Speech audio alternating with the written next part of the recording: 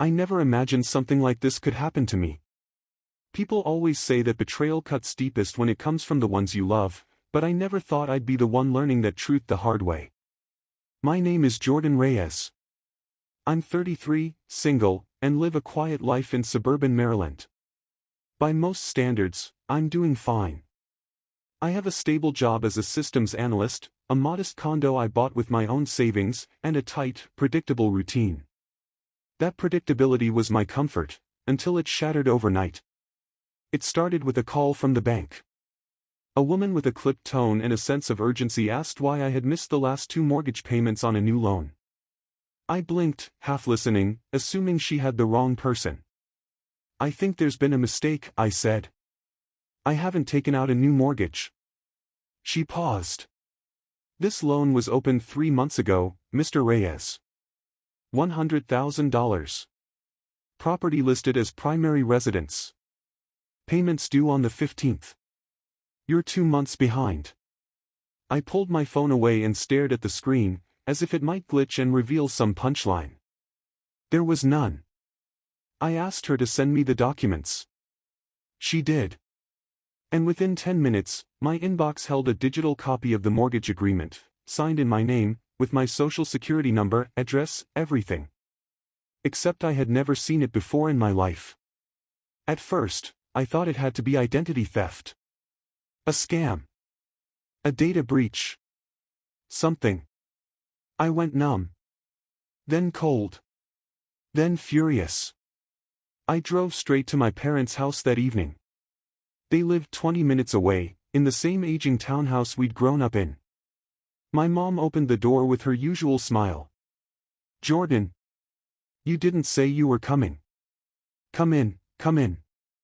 I didn't sit down. "Where's Megan?" My younger sister poked her head around the kitchen wall. She looked startled but recovered quickly, brushing her hair back like she always did when she felt guilty. I knew that look. "Hey, Jord. Everything okay? Did you take out a mortgage in my name?" I asked, skipping every pleasantry. My father, seated on the worn couch, stood up with a groan.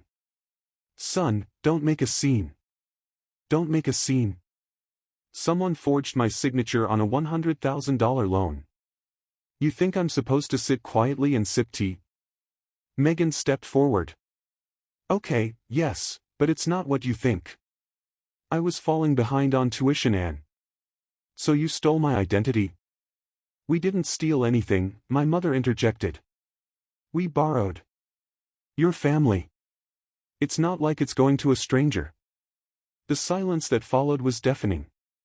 I looked at the 3 of them, people I had trusted my whole life, and I didn't recognize any of their faces. "You could have asked," I said quietly. "We knew you'd say no," Megan replied, eyes glistening. There it was. The truth. They knew I'd say no, so they decided my answer didn't matter. My dad sighed, rubbing his temples. "We raised you better than this selfishness. Family helps each other." "Help? You ambushed me. You stole from me. You lied." My voice cracked, and that embarrassed me more than anything. I was always the calm one. The logical one. But logic was useless here. They kept talking, words like duty and support and love, but none of it landed. I stared at the wall behind them, counting the old family photos. Smiling faces, birthday parties, vacations we could barely afford. I wondered when those smiles had turned into expectations. When support became entitlement. Eventually, I left. I didn't yell. I didn't slam the door. I just walked out, because staying would have meant saying something I couldn't take back. That night, I didn't sleep. I sat at my kitchen table, mortgage papers spread out, every line like a needle to the chest. I thought about pressing charges. About lawsuits. About cutting ties. But more than anything, I thought about how little my voice had meant to them. And I knew, right then, that this wasn't just about money. It was about control. About the subtle ways family can hold you hostage with guilt and tradition. They thought I'd forgive them. They thought I'd pay it off quietly. They didn't know me at all. So I made a decision. I was going to take my life back, starting now. Part 2, When Love Becomes Leverage. The morning after I found out about the mortgage, I called in sick to work. I wasn't physically ill, but my chest ached in ways that had nothing to do with viruses or fevers. I sat staring at my laptop, my hands hovering over the keyboard. My thoughts spun in a loop: documents, betrayal, Megan's face, my dad's tone. My mother's calm insistence that it was okay. I opened my banking app. That's when the real damage began to unfold. The loan had already affected my credit score. There were missed payments, late fees, and a new monthly bill I was now responsible for unless I took action. I felt like I was sinking in someone else's choices. I called my friend Chelsea. We'd known each other since college. She worked in compliance for a financial institution and had the kind of no-nonsense personality I needed right now. "You need a lawyer," she said after I told her everything. "And you need to report this. Immediately. This is identity theft, Jordan. Family or not." I hesitated. "They're my family. If I report them, Megan could get a criminal record." "She already committed a crime," Chelsea snapped. "Listen to yourself. You're worried about saving her reputation while she's out there spending your credit like it's a family buffet." I sighed. She was right. But it didn't make it easier. Later that afternoon, I logged into Megan's Instagram. She hadn't made it private. That was her first mistake. The second was posting a picture of herself holding a new designer bag, captioned with, "College stress relief. Retail therapy works wonders." I stared at the screen, my jaw clenched. This wasn't someone who had been forced into a desperate situation. This was someone who thought there would be no consequences. I started pulling bank records, gathering statements, and printing every mortgage-related document I had. Then I called a lawyer. His name was Daniel Blake. He specialized in financial fraud and had a reputation for being both methodical and relentless. "We'll start with a fraud affidavit," he said. "You'll need to file a police report. From there, we go to the credit bureaus. We'll build a paper trail." My stomach turned. "What are the odds I can get the mortgage voided without her going to jail?" He raised an eyebrow. "That depends entirely on how cooperative she is. And whether the bank believes she coerced you, or impersonated you. Either way, it's fraud." I nodded. It felt like signing a contract with reality. That evening, I called my parents again. I wanted one more chance to fix this before the law got involved. My mother answered. "Jordan, honey, please don't do anything rash. Megan is under so much pressure. She committed fraud. You all helped her. That's not pressure, that's a crime. You're blowing this out of proportion," she insisted. "You forged my signature. You ruined my credit. You want to talk about proportion?" There was silence. Then she whispered, "If you really loved your sister, you'd understand." I hung up. There was nothing left to say. That night, I began writing everything down, every conversation, every detail, every document. Because if they wanted to turn love into leverage, I needed to turn facts into freedom. And I wasn't backing down. Jordan didn't sleep that night. The weight of betrayal didn't hit like an explosion, it settled in like a cold fog, numbing his limbs and dulling his thoughts. He lay in bed, staring at the ceiling, his mind looping through every conversation, every text, every red flag he should have noticed. The house felt unfamiliar now. The photos on the shelves, the family portraits, the childhood drawings his mom had never taken down, they all felt like props in a theater play he never agreed to be part of. By morning, Jordan had made a silent vow: "I may not be able to fix what they did overnight, but I'm done playing the fool." He booted up his laptop and started with the basics, his credit report. What he saw made his stomach clench. There were not just one, but two mortgages under his name. One was the $100,000 loan he already knew about. The second, smaller but still significant, had been taken out 8 months ago, a $12,000 personal loan, listed under an address he didn't recognize. Someone had been using his identity longer than he thought. His hands shook as he picked up the phone. He called the bank. "I want to report identity theft," he said clearly. "I didn't authorize these accounts." The representative was polite but cautious. They opened a case, asked for documentation, and advised him to file a police report. "We'll need an affidavit from you, plus any proof that your identity was compromised." Next, he froze all 3 of his credit bureau profiles, changed every password he owned, and added two-factor authentication to his accounts. As the hours passed, he felt more control returning to his body, like the slow thawing of a man who'd been trapped in ice. That night, his phone buzzed. "Megan. You could have just helped me directly. Now the tuition payment bounced. What am I supposed to do?" Jordan stared at the screen. There was no apology. No guilt. Just blame. He didn't answer. A few minutes later, a voicemail from their mother came through. "I don't know what you're doing, Jordan. Megan is your sister. We're family. Families help each other. You're acting like a stranger." He wanted to scream. "You made me a stranger the moment you signed my name like it was yours." Instead, he sat in silence. The next day, Jordan visited a lawyer recommended by a coworker. The office was quiet, the kind of sterile calm only law firms and hospitals seemed to master. He explained everything, from the forged mortgage to the new loan he discovered, to the pressure from his family. The attorney, a no-nonsense woman named Elena, listened carefully. When he was done, she leaned back in her chair. "This isn't just identity theft," she said. "It's fraud, forgery, and potentially conspiracy if more than one person was involved. You're within your rights to file civil and criminal charges." Jordan hesitated. "It's my family. I don't want to ruin their lives." Elena looked him dead in the eye. "They had no problem risking yours."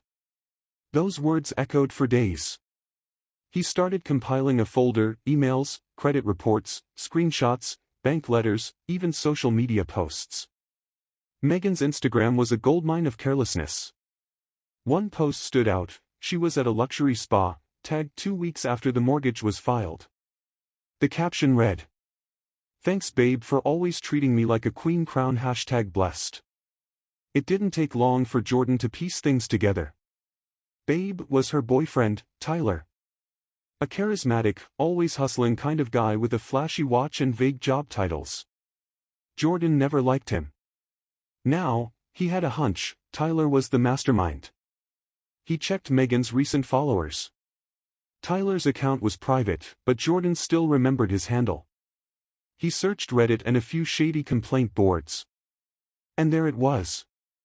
A thread: Tyler C86, scammer boyfriend ruined my credit. Another: watch out, conmen targeting college girls for loan scams. Jordan's blood ran cold. Determined to gather evidence, Jordan reached out to Megan with a simple message. "We need to talk. Just you and me. No parents." Surprisingly, she agreed. They met at a cafe near her campus. She wore sunglasses indoors and barely looked up from her phone. "I can't believe you're doing this," she said before he could speak. "You're ruining everything." Jordan kept his tone calm. "I just want to understand. Did Tyler convince you to use my name? Was it your idea?" She looked startled. I mean, he said it would be temporary. That it was just paperwork. You make more money than me anyway. You realize you committed a crime, right?" Jordan said. Megan's lips quivered. "You don't get it. I didn't have a choice. I needed to stay in school." "You had a choice," Jordan said. "You could have asked. You could have respected me enough to involve me." She looked down. "He said you'd never find out." Jordan turned on his voice recorder under the table. "So you're saying Tyler was the one who came up with it?" Silence. Then a nod. That was all he needed. Back at the law office, Elena reviewed the recording. "This is good. Very good," she said. "It establishes coercion, admission of guilt, and names an outside influence. We can use this both in civil proceedings and for leverage if we go to the police." Jordan nodded, jaw tight. "What's next?" "We build your case. And then, we burn the bridge." He didn't say it out loud, but he knew that bridge was already ash in his mind. The court date was set for a Thursday morning, 8:30 a.m., sharp. Jordan arrived 30 minutes early. The courthouse in downtown Baltimore loomed above him like a relic from another time: gray stone, cold steps, rustling papers, and solemn faces. He wore a navy suit. His hands were cold, but his spine felt straight for the first time in months. His attorney, Elena, met him at the doors. "Stay calm. You have everything you need. We're not here to destroy people, we're here to reclaim your life." He nodded. "Let's do it." Inside, the courtroom was small and sterile, not like in the movies. No grand speeches, no gasps. Just the dull scratch of pens and the hum of overhead lights. Megan sat across the aisle, her posture small, her eyes puffy. Their parents were with her, casting glances Jordan's way, half pleading, half scolding. Tyler was nowhere in sight. A warrant had already been issued for his arrest when he skipped a scheduled deposition. Word was, he'd fled to another state.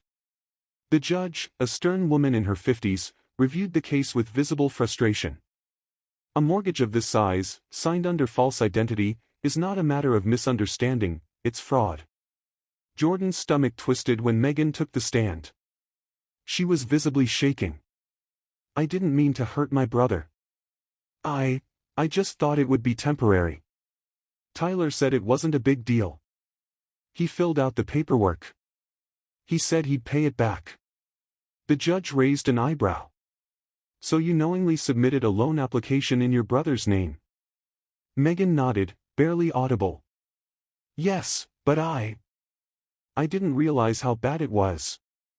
Jordan's jaw clenched. That's the lie she tells herself. That it wasn't real because it wasn't happening to her. When it was his turn, Jordan took a breath and stepped forward. He didn't read from notes. He didn't need to. "Your Honor," he began, voice steady. "This isn't just about a mortgage. This is about being betrayed by the people I trusted the most. My family took something that wasn't theirs, my name, my credit, my future, and gambled it for someone else's comfort. They didn't ask. They didn't warn me. They decided that I owed them a sacrifice I never offered. And they acted like I was the villain when I said no." He paused. "I'm not here to seek revenge. But I won't apologize for defending my name. I built my life from the ground up. I lived within my means. I paid every cent of my debt, every loan, every rent check. I won't carry someone else's mistakes, especially when I was never even asked." The courtroom was silent. Even Megan looked stunned. The judge leaned forward. "Thank you, Mr. Blake." That afternoon, the ruling came down. The mortgage was declared fraudulent, null and void. Megan was held civilly liable for damages and court costs. Because Jordan declined to press criminal charges, she was spared jail time, but her financial future would now bear the weight of her choices. Outside the courtroom, their parents approached him. His mother had tears in her eyes. "Jordan, please. She's still your sister." "She was my sister," he said quietly. "Until she decided I was her safety net." His father didn't speak. Just watched him, unsure, perhaps realizing for the first time that the son they thought would always say yes, finally didn't. The next few weeks were brutal. Megan tried texting him, pleading, apologizing, blaming Tyler, blaming stress, even blaming their parents. Jordan didn't respond. Instead, he focused on cleaning up the mess. The mortgage wipe restored his credit slowly. He got alerts, calls, reminders, but each one was easier to handle than the silence he used to live in. His home, once full of photo frames and heirlooms, now felt like his own again. The walls were bare, but clean. The silence didn't ache, it healed.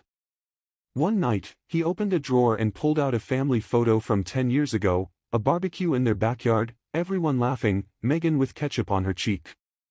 He stared at it for a while. Then, gently, he slid it into an envelope and placed it in a box labeled Past. Weeks later, a certified letter arrived from Elena. Inside was a copy of the court transcript, a financial summary, and one final note. You did more than win a case. You reclaimed your life. Proud to have stood beside you. Jordan smiled. For the first time in a long time, it reached his eyes.